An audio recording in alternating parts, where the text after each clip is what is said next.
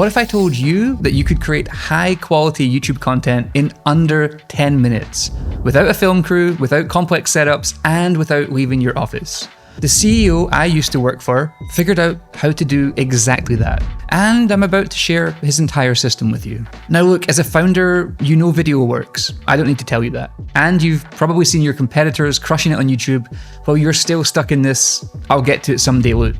The problem isn't that you don't want to create video content. It's that traditional video production can be a bit of a nightmare for the uninitiated. Equipment setups, briefings, coordinating between videographers and editors, it can really eat up half your day. But what if there was a better, quicker way? Over the next few minutes in this video, I'm going to break down the exact 3-part system that John, the CEO of a Berlin-based company called AJ&Smart, used to create dozens of high-performing videos, often recording 2 or 3 pieces of content in a single hour. And by the end of this video, you'll have a complete technical blueprint to set up your own content production center that works at the speed of your own ideas. Let's dive in. So first up, part 1, the equipment setup. Now here's what John realized that changed everything for him. The biggest time killer isn't necessarily the recording itself, it's the setup and teardown of equipment before and after the shoot. So John created a permanent setup in his office that he could activate in under 30 seconds. He started with the lighting, using 2 small LED panels from brands like Never. Now these weren't expensive professional lights, but they were mounted permanently and pre-angled towards his face. He could turn them on with a single switch and know that they'd be perfectly positioned every time.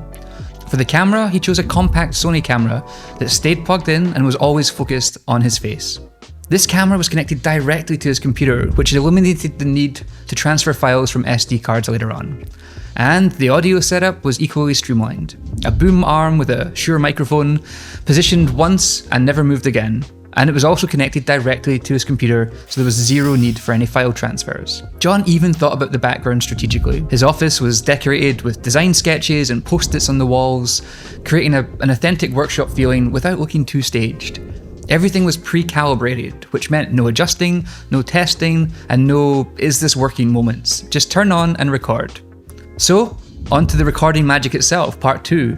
Now here's where John's system gets really clever. Instead of recording onto separate devices, he used OBS, which is a free streaming tool to capture everything in the one place. Now this might sound technical, but the benefits are game-changing for busy founders. First up, OBS lets you see your camera feed and audio levels in real time, which eliminates the anxiety of wondering, did that actually record? You can record everything as it happens. Secondly, you can also toggle between your camera and screen share instantly. This takes out a lot of the work of post-production with your editor at a later date. You're effectively editing your own video in real time as you go. If you want to show slides or demos or data, you can switch between the footage without missing a beat. The third benefit is automatic file management. OBS records directly to a designated folder, and in John's case, this was a Dropbox folder that synced automatically to the cloud. Within 15 minutes of finishing a recording, the files were available for our editor at the time to access remotely. And because John could switch between the camera and the screen views live, he was also doing a partial edit during the recording process. This meant that the final edit became much simpler for his team.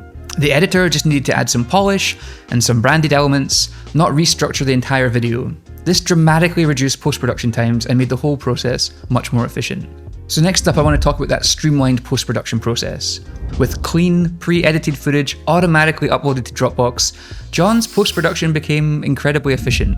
The turnaround time was typically just 1 to 2 days maximum. His team used Frame.io and tools like Dropbox Replay to review the process, allowing for real-time comments and feedback on the videos to come in, time-stamped and annotated. Communication around this process happened through a dedicated Slack channel, where we discussed the video updates, shared ideas, and coordinated on what new content was being recorded.